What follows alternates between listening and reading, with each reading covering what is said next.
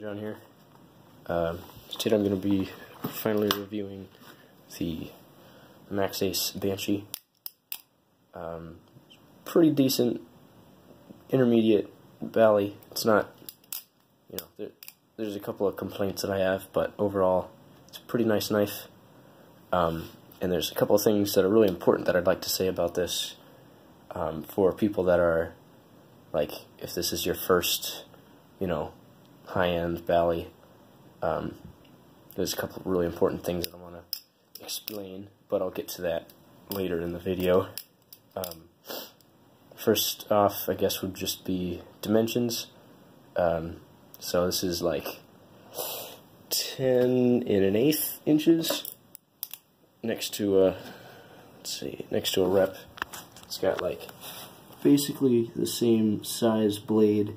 The weight distribution is totally different though.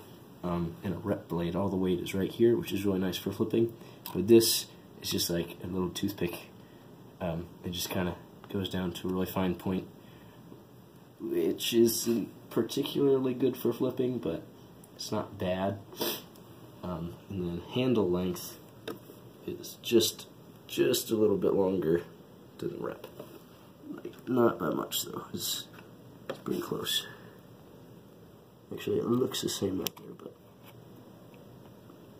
yeah, it's a little longer. The weight is 5.43 ounces with the steel spacers, and it is wicked handle heavy. I really wish that I had grabbed the aluminum spacers, but I didn't know about them until afterwards. But it's alright. I'm thinking about throwing some barrel spacers in there. I have some little, very simple barrel spacers from USA Knife Maker. See how that works, but I didn't want to review the knife after doing stuff to it. Like, there's a number of other things that I want to do. I want to crown the spine. It comes with a chamfered spine, which is not bad for flipping. It's pretty comfortable. And the whole tang area is really nice. It's sort of focus. There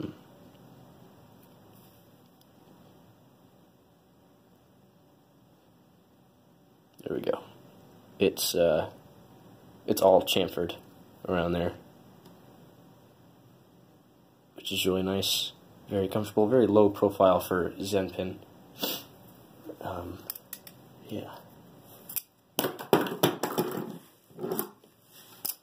Didn't do that. Yeah, so I'm thinking about switching out the spacers back there, and kind of want to round the handles and the spine, but doesn't really need that. Yeah, so that's that. And another important thing to note, which is sort of a pro and a con, it comes with absolutely zero Loctite in it, like none whatsoever. And I kind of prefer that because I'd like to tune it myself, not really have, like, I don't really trust Chinese factory tuning. I don't really know. I just don't know. Sometimes it's good, sometimes it's not, but with this it has no Loctite, so you got to do that yourself when you get it, because all of the screws will back out. I put Teflon tape in there, but it still kind of loosens up right now. It doesn't have any tap, but it will after like 5 minutes of flipping. But you just tighten it back up and it's fine. I just haven't actually like Loctited it yet. Yeah, so I would advise using Loctite for this particular knife instead of Teflon. At first, I thought Teflon was a really good idea because it has ball bearings, and with Teflon it's easy to take the screw back out and to fine tune it, but it's going to move around and loosen up on you. So just throw some red Loctite in there. Actually, take the back, blue Loctite. So I got confused. Whichever one is not completely permanent, because it has ball bearings and you're going to have to take it apart. Another important thing, if you've never owned a ball bearing bali, you might not know this, but you do not want to put grease or lubricant in there. It has bearings, it's all set. If you put something like that in there and you put this in your pocket, it's going to get lint stuck in the bearings.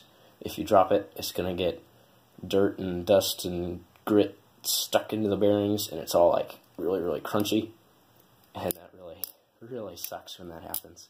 So just wanted to say that for the folks that may not have ever flipped a ball bearing bali before.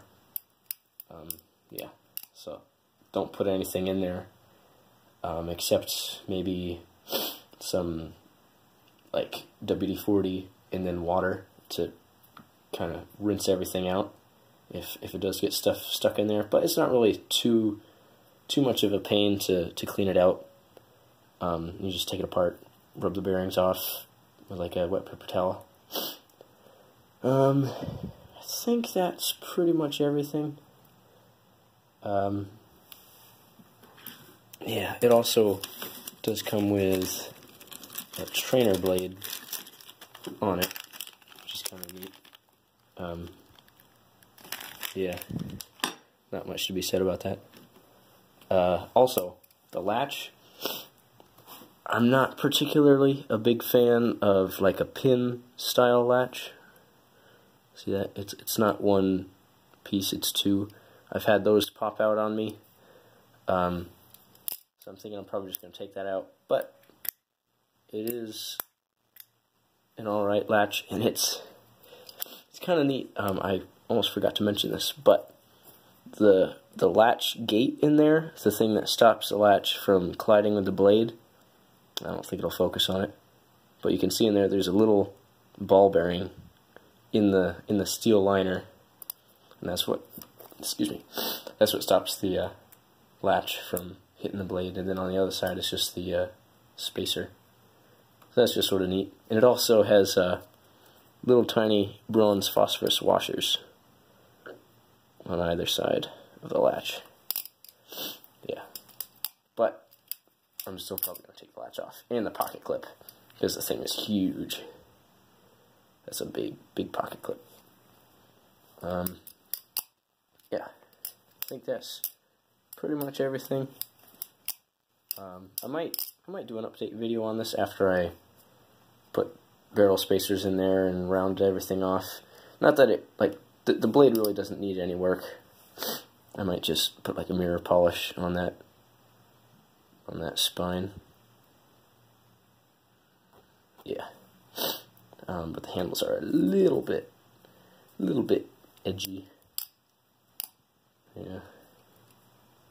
Alright, so I think that pretty much covers everything. Got any questions? Feel free to ask, and I'll do my best to get back to you. Thanks for watching, guys. Have a good one.